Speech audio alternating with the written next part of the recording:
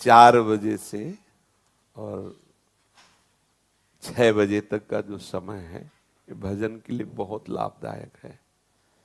इस समय अगर कोई निद्रा में रहता है तो ब्रह्मचर्य से हीन और कई तरह की मानसिक बीमारियां और शारीरिक अस्वस्थता ये आगे चलकर उसे घेर लेगी।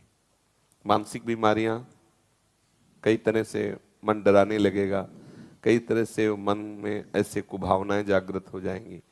इसलिए हमारे ब्रह्म ऋषियों ने आज्ञा की है कि 4 बजे से तो उठ ही जाना चाहिए और 4 से 6 के बीच में, मान लो आप 4 से 5 के बीच में सो ही रहे हैं तो आप 5 से 6 के बीच में उठ जाइए। 4 से 6 के बीच के समय में आप उठ करके अपनी भागवतिक दिनचर्या करें।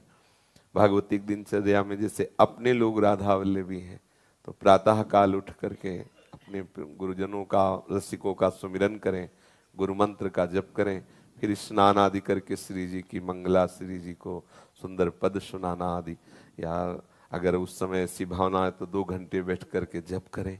मंगल बेला होती है प्रातः कालीन, उस समय शयन तो कभी नहीं करना चाहिए, किसी को भी नहीं करना चाहिए। वो अपने लिए परमार्थ और स्वार्थ दोनों की हानि करने वाला है।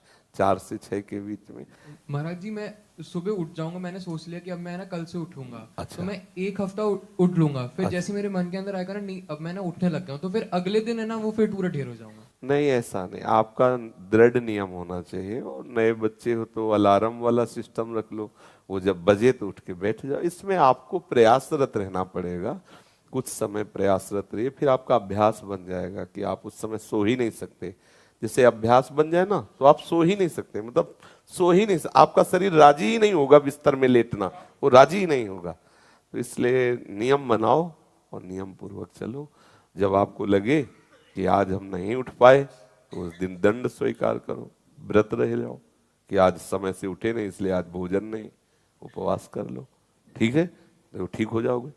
जिस दिन 4 बजे जो भी आप नियम रखो एक पक्का रखो, और जिस दिन प्रमादवश ना उठो उस दिन बस उपवास कर लो, एक बार थोड़ा फल पा लो, जो कुछ बस रहने दो। तो मनीराम ठीक होने लगेंगे। भैया अगर ऐसा हुआ तो फिर तो इसलिए वो सोचेगा घंटा भर की बात, जल्दी उठ जाओ तो चक्क पाले को मिलेगा। ठीक है, आप ऐसा करो।